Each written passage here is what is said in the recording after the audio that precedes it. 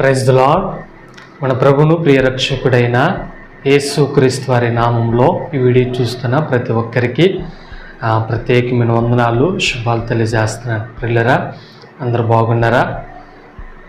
దేవుని మహాకృపను బట్టి మీరు అందరూ బాగుండాలని నిత్యం ప్రార్థన చేస్తున్నాం. ఈ మొదటి ఆదివారం ఏప్రిల్ 6వ తారీఖున ప్రభుని స్తుతించడానికి, గణపరచడానికి దేవుడు మనకిచ్చిన ఈ భాగ్యాన్ని బట్టి ప్రభుని స్తుతిస్తున్నాను. ఏప్రిల్ 6 ఈరోజు దేవుడు మనకిచ్చిన వాగ్దానం చదువుకుందామా? ఒక ప్రకటన. ఈరోజు పునరుద్ధాన ఆదివారం కదా, ప్రతి ఒక్కరూ దేవుడి మందిరానికి మానొద్దు. ఎక్కడైతే స్థానికమైన మందిరాలు ఉన్నాయో ఈ మందిరాలు మానొద్దు. ఈ సత్య మార్గం దేవుని బిడ్డలకు కూడా రేపు ఉదయం 10:30కే మన పాలకుల్లో మందిరం ఉంది కాబట్టి ఖచ్చితంగా ప్రతి ఒక్కరూ రండి, దేవుని ఆరాధిద్దాం. మంచిది. ఈరోజు వాక్యాన్ని చదువుకుందాం. దేవుడు మనతో ఈరోజు మనం సిద్ధం చేసిన వాక్యం 84వ సంకీర్తన, ఒక శ్రేష్టమైన మాటను చూద్దాం. 84వ సంకీర్తన 4వ వాక్యం.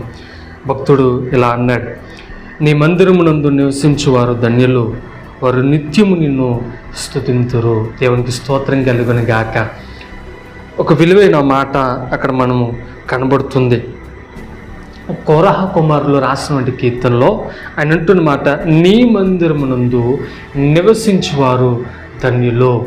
మరి ఈ మాట చెప్పినప్పుడు ఇంకా నువ్వు మందిరానికి వెళ్ళకుండా ఇంకా వెళ్దాములే, చూద్దాములే అని అనుకుంటున్నావా? ఎవరైతే దేవుని మందిరానికి వెళ్తారో వారు ధన్యులు అన్నాడు. కాబట్టి ఎందుకు వెళ్ళాలంటే కింద అన్నాడు, వారు నిత్యము నిన్ను స్తుతిస్తారు. ఒకవేళ నువ్వు ఎంతవరకు దేవుని మందిరానికి వెళ్ళకుండా, లేకపోతే అశ్రద్ధతో, లేకపోతే ఖాళీ లేకుండా, లేకపోతే ఏ ఆలోచనతో నువ్వు ఉంటున్నావో నాకు తెలియదు, కానీ ఈరోజు నువ్వు ఖచ్చితంగా దేవుని మందిరానికి వెళ్ళడానికి ప్రయత్నం చేయి. కింద ఒక మాట అంటాడు, నీ వలన బలమునందు మనుషులు ధన్యులు. దేవుని మందిరానికి ఎవరైతే వెళ్తారో, దేవుని ఎవరైతే స్తుతిస్తారో వారు బలము పొందుకుంటారు. స్తోత్రం కలుగును గాక. కాబట్టి ప్రియదని పెట్టలేరా, ఒకవేళ నువ్వు దేవుని మందిరానికి వెళ్ళకుండా ఏదో గడుపుతున్నావు ఈ లోకంలో, దేవుని మందిరానికి వెళ్ళండి. వెళ్ళటం వల్ల ఏంటంటే దైవజనులు చెప్తున్న మాటలు ప్రభుని స్తుతించడం వల్ల మన జీవితాలకి దీవునికరంగా మార్చబడతారు. కాబట్టి దేవుని మందిరానికి మానొద్దు, వెళ్ళండి. ఎవరైతే దేవుని మందిరంలో నివసిస్తారో వారు ధన్యులని భక్తుడు చెప్పాడు. ఎవరంటారు? వారు ధన్యులు, నివసించేవారు ధన్యులు. మరి ధన్యులకరమైన జీవితంలో ఉండాలని కోరుకుంటలేదా? ఆశీర్వాదకరమైన ప్రదేశంలో ఉండాలని కోరుకుంటలేదా? ఇంకెందుకు ఆలస్యం? వెంటనే ఈ మాటలు వింటున్న దాన్ని పెట్టలేరా, ప్రభుని స్తుతించడానికి వేగిరిపడి వెళ్ళండి. వారానికి ఒక్కరోజే కదా, ప్రభుని స్తుతించడం ఎంతో ధన్యకరమైనది కదా. ఒక్కరోజు మానితే ఎన్ని రోజులు మానినట్టు 1000 దినాలు. ప్రభుని స్తుతించడం మంచిది. మనం ఎక్కడికైనా వారంలో అనేకమైన ప్రదేశాలు తిరుగుతున్నాం, అనేకమైన ఫంక్షన్లకు వెళ్తూ ఉంటున్నాం, కానీ దేవుని మందిరానికి అన్నప్పుడు అశ్రద్ధగా ఉంటూ ఉంటారు. కానీ ఎవరు చేయకుండా అలా మీకున్న స్థానికమైన సంఘాల్లో వెళ్ళండి, ప్రభుని ఆరాధించండి.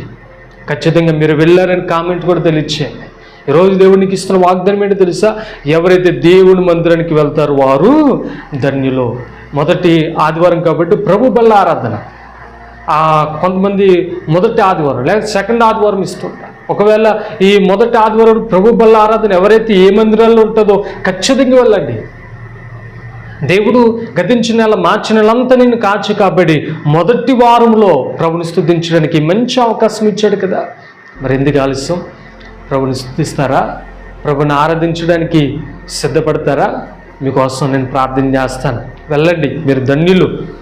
దేవుడు మిమ్మల్ని ఇంకా బలపరుస్తాడు, ఇంకో ఆరోగ్యాన్ని ఇస్తాడు. ఈ నెలంతా దేవుడు మీ పట్ల కాపుదలించుతాడు. ఈ భయంకరమైన దినాల్లో, ఈ భయంకరమైన పరిస్థితుల్లో మనం చూస్తూ ఉంటున్నాం అండి. ఎక్కడికైనా ఏ ప్రదేశానికి వెళ్ళినా గ్యారంటీ లేని జీవితాలు, చాలా భయంకరమైన పరిస్థితులు. ప్రభు చెప్తున్న మాట ఏంటి తెలుసా? మీరు ధన్యులు. ఎందుకు ధన్యులు అని అంటున్నాడంటే ప్రభు, మీరు దేవుని మందిరంలో నివసించేవారు ధన్యులు. మనం నివసిస్తావా? ధన్యకరమైన జీవితంలో ఉంటావా? దేవుడు తప్పకుండా నిన్ను బలపరుస్తాడు, దేవుడు నిన్ను ఆశీర్వదిస్తాడు, ప్రత్యేకమైన స్థానం ఉంచుతాడని లేఖనం ద్వారా మీకు నేను తెలియజేస్తున్నాను. కాబట్టి ఖచ్చితంగా దేవుని మందిరానికి వెళ్ళండి. దేవుడు మిమ్మల్ని దీవిస్తాడు, దీవెనకరంగా మారుస్తాడు. ఈ నెలంతా దేవుడు మీకు తోడుకుంటాడని ఈ మాటల ద్వారా తెలియజేస్తున్నాను. దేవుడి మాటలు మన ఎన్నికల్లో దీవించి ఆశీర్వదించును గాక. ఆమేన్. తల ఉంచండి, ప్రార్థన చేసుకుందాం. పరిశుద్ధమైన దేవా, నీ కొందనాలు తండ్రి, నీకు స్తోత్రాలు అయ్యా. ఈ ఉదయకాలం ముందు నీ బిడ్డలు ఎవరైతే అయ్యా తండ్రి మాటలు వింటున్నారో ప్రతి బిడ్డ నీ మందిరానికి వెళ్ళి నేను స్తుతించడానికి, ఆరాధించడానికి అయ్యా ప్రతి ఒక్కరికి మీరు అవకాశాన్ని దయచేయమని ప్రార్థిస్తున్నాను. అయ్యా తండ్రి, నీ మందిరానికి వెళ్లకుండా అవకాశం లేని వారు అయ్యా తండ్రి మందిరానికి వెళ్లకుండా ఆటంకపరుస్తున్న దురాత్మ యేసు నామములో వారి దగ్గర నుండి మీరు బయటకు పొమ్మని ప్రార్థన చేస్తున్నాను. అయ్యా తండ్రికి స్తోత్రాలు. అయ్యా తండ్రి, నీ బిడ్డలకి నీ కాపుదలు ఉంచండి, నీ ప్రసన్నత ఉంచండి. ఆదివారం ఎక్కువ పనులు పెట్టుకోకుండా నీ బిడ్డలందరూ నీ సన్నిధిలో కనబడినట్లుగా మీరు సహాయం చేయమని ప్రార్థన చేస్తున్నాను. నీ కృప, నీ సన్నిధి, నీ అభిషేకాన్ని అయ్యా తండ్రి ఈ వీడియో చూస్తున్న ప్రతి ఒక్కరి మీద ఉంచమని ప్రార్థిస్తున్నాను. ఈ ఉదయకాలపు దీవుల్లో ప్రతి ఒక్కరి జీవితంలో ఉండును గాక. అయ్యా ఎవరైతే బలహీనతో బాధపడుతున్నారో వారు స్వస్థత పొందుకుందరు గాక. ఎవరైతే అనేకమైన పరిస్థితులు ఉన్నారో యేసు నామములో ప్రతి జీవితంలో అయ్యా నూతనమైన కార్యాలు మీరు అనుగ్రహించుదురు గాక. ఏప్రిల్ 6వ తారీఖున ఈ నెలంతా నీ బిడ్డలు అయ్యా తండ్రి సంతోషకరమైన పరిస్థితులకు తీసుకురమ్మని ప్రార్థిస్తున్నాను. అయ్యా దీవించమని ప్రార్థిస్తున్నాను. ఈ వీడియో చూస్తున్న ప్రతి ఒక్కరిని దీవించండి. అయ్యా తండ్రి, ఈ మాటలు విన్న ప్రతి బిడ్డలు నీ మందిరానికి వెళ్ళి గణపరిచే కృపను, ధన్యతను అయ్యా మీరు వెళ్తే ఆశీర్వాదకరమైన స్థితిలోకి తీసుకువెళ్తున్నారు.